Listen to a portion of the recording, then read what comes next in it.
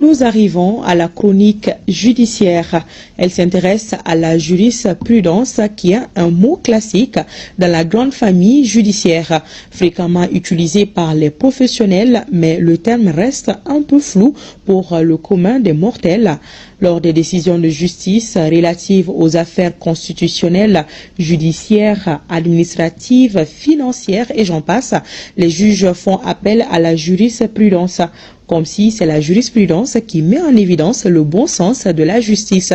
Pourtant, il n'y a pas de disposition spécifique au plan national qui parle de la jurisprudence jusqu'ici. C'est quoi donc ce principe judiciaire? La réponse dans la chronique judiciaire signée Garibou Pérou et Djeli Makanjabate. Vide juridique ou flou juridique, l'un comme dans l'autre, le juge a l'obligation de trouver une solution à tous les problèmes. Soit il adapte le droit à la société, soit il propose les normes juridiques. C'est dans ces cas de figure que le technicien de droit est amené à faire appel au principe de la jurisprudence. Le juge ne fabrique pas la loi, mais il applique la loi qui est élaborée par le pouvoir législatif.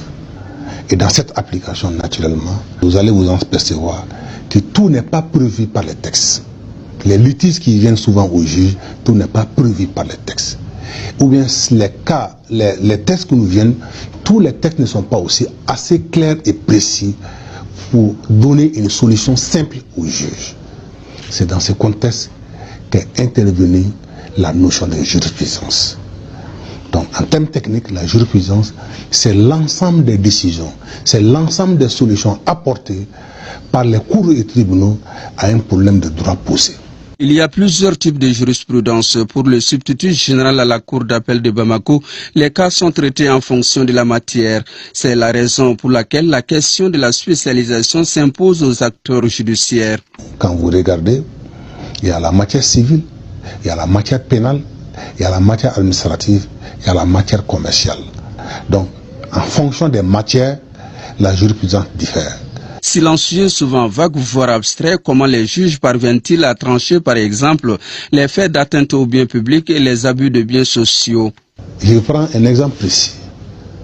Les textes internes en matière d'atteinte aux biens publics, notamment l'article 106 et 107, ils disent que les sociétés dans lesquelles l'État est partie, qu'elle soit partie unique ou co-associée, que si vous portez atteinte, si vous détournez ces biens, vous êtes poursuivi pour des faits d'atteinte aux biens publics. Du code pénal qui dit ça, qui est national. Mais de l'autre côté, nous avons le texte communautaire, l'OADA. Et ce texte dit qu'une fois que vous portez atteinte, une fois que vous détournez, vous faites un usage contraire de ces biens à l'intérêt de la société, que vous faites ce qu'on appelle un abus de biens social ou abus de biens sociaux. Et l'abus des biens sociaux est puni, quels que soient les montants, est puni d'1 an à 3 ans. Même si vous bouffez les milliards, c'est puni d'1 an à 3 ans.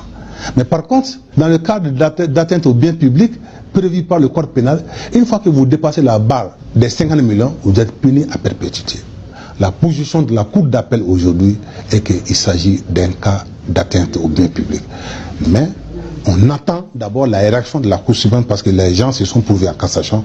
On attend la réaction de la Cour suprême pour préciser. Et une fois que la Cour suprême va dire qu'il s'agit d'un cas d'atteinte aux biens publics, tout le monde va s'aligner.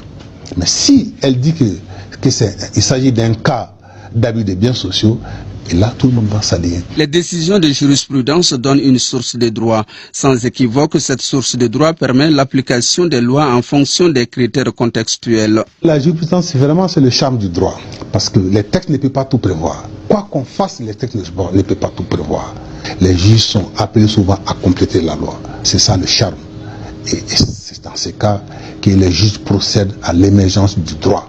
Et à côté des juges également, il y a ce qu'on appelle les doctrinaires, les professeurs d'université, qui également, ils commentent des décisions de justice, qui les juges peuvent s'inspirer également de ça encore pour parfaire leurs décisions. Prévu nulle part dans les dispositions nationales, la jurisprudence qui désignait hier la science du droit est aujourd'hui un appui juridique, un instrument mis à la disposition du juge afin d'éviter les contradictions dans les décisions de justice.